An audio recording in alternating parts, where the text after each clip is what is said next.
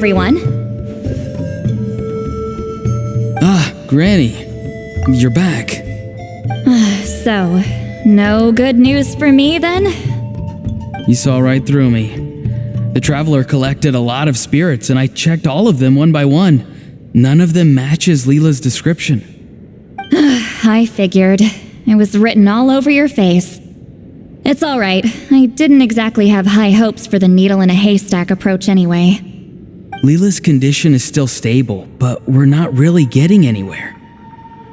Well, luckily, I made some progress on my end.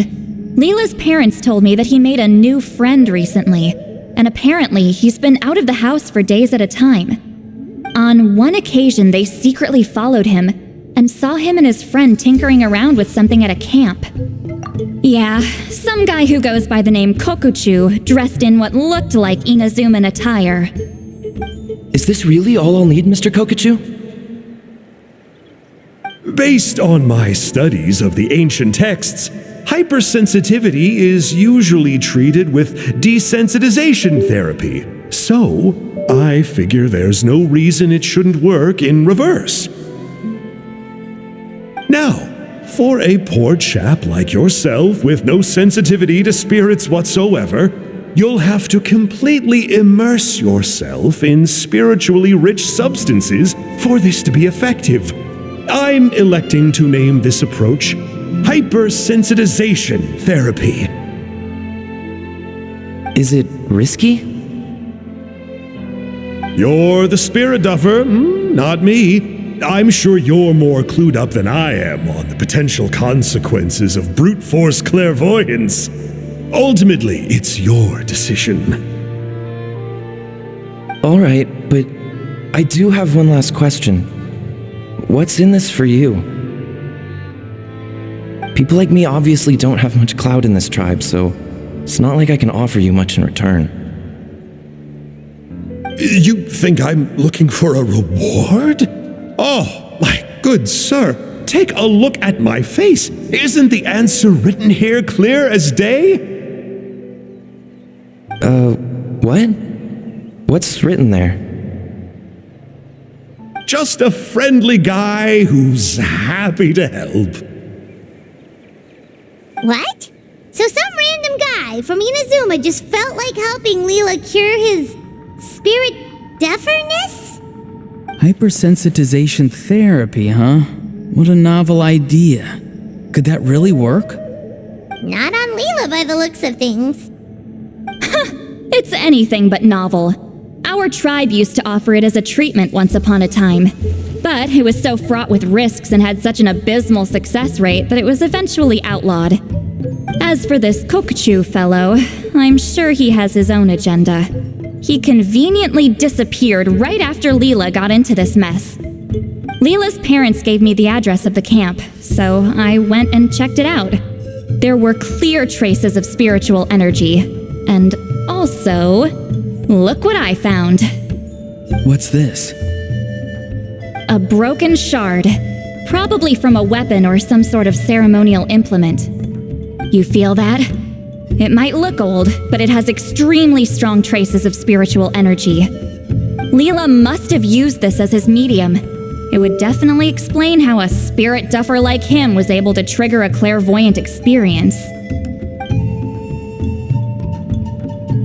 Wait, there's something else. It feels so familiar. I think this is somehow connected to my ancient name.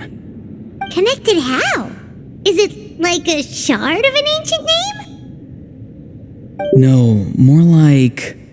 I think this item might have belonged to a previous bearer of my ancient name. Okay, that's it. Granny's getting itchy clairvoyance fingers. I'm going to try using this shard as a medium. Cool, same as last time? The Traveler can use the Spirit Loom to record what you find on a woven scroll. Nope. Auroron can do the recording this time. Why? It's a safety measure. You have a better understanding of the spirit domain than the Traveler. If this really is a Sanhaj relic, you'll be better placed to deal with the fallout in the event that something goes wrong. Ah, see, Paimon? Told you Granny has a soft spot for the Traveler. Look at her not wanting to put him in danger. Meanwhile, I'm just a grandkid, so I'm expendable.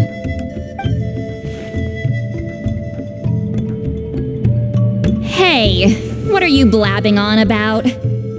Sorry, Granny. I'm ready now. Then let us begin.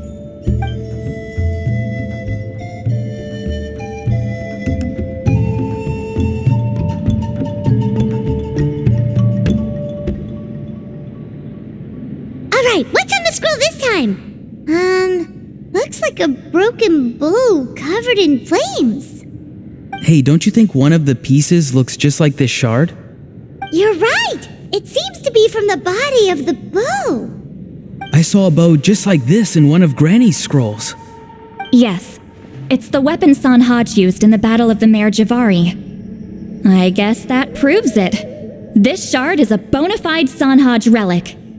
Good old Sanhaj. The relic's spiritual energy was fluctuating very strongly, but I wasn't in any danger at all. The Traveler probably would have been fine as well. Now that's a true hero, huh? Generations later and the stuff he used to own is helping to treat spirit duffers. I still think there's more to this story, though. Kokochu must have had his own motives beyond just treating Leela's condition. Well, okay, we saw the full bow just now, right? Maybe he wanted to see it too, so he could track down the other pieces. I don't know if he'd have anything to gain by doing that. Even if they're Sanhaj relics, I still doubt he'd have much use for a broken bow. Also, why use a spirit duffer in that case? You're basically setting yourself up for failure. Huh? Leela's body is responding! Let me take a look. I can sense a spirit being drawn to the relic. Looks like Granny's plan is working. Leela's spirit is being drawn to the bait. In that case, let me try again. This time using both Leela's body and the shard as mediums. You can do it, Granny. I'm ready to go too. You got the itch too, huh? Plus, Aurora went last time. It's only fair to take it in turns. Fine by me. We know it's safe now, so you shouldn't have any problems.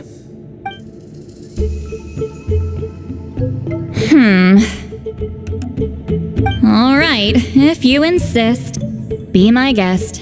Just let me know when you're ready.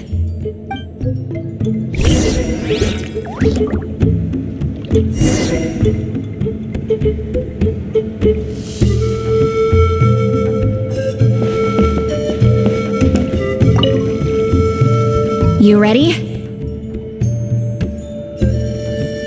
All right, here goes.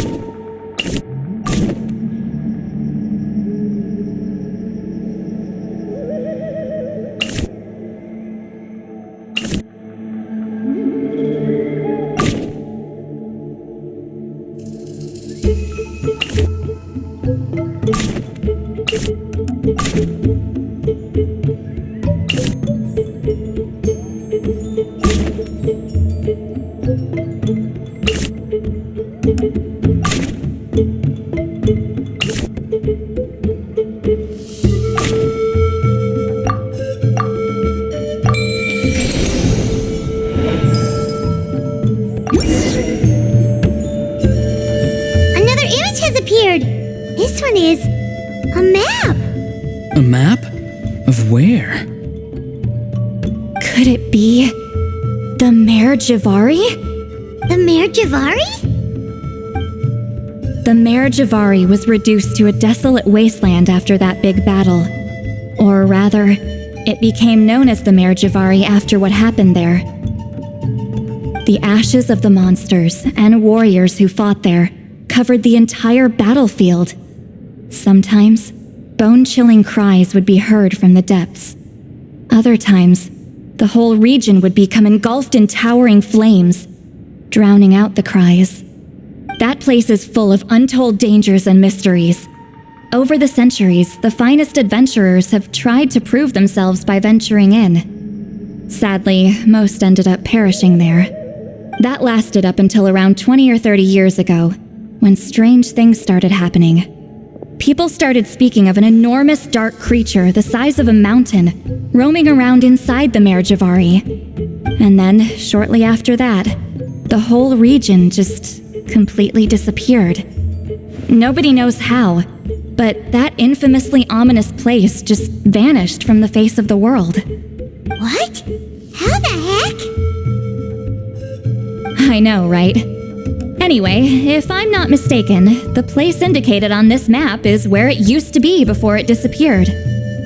At the westernmost part of Natlan.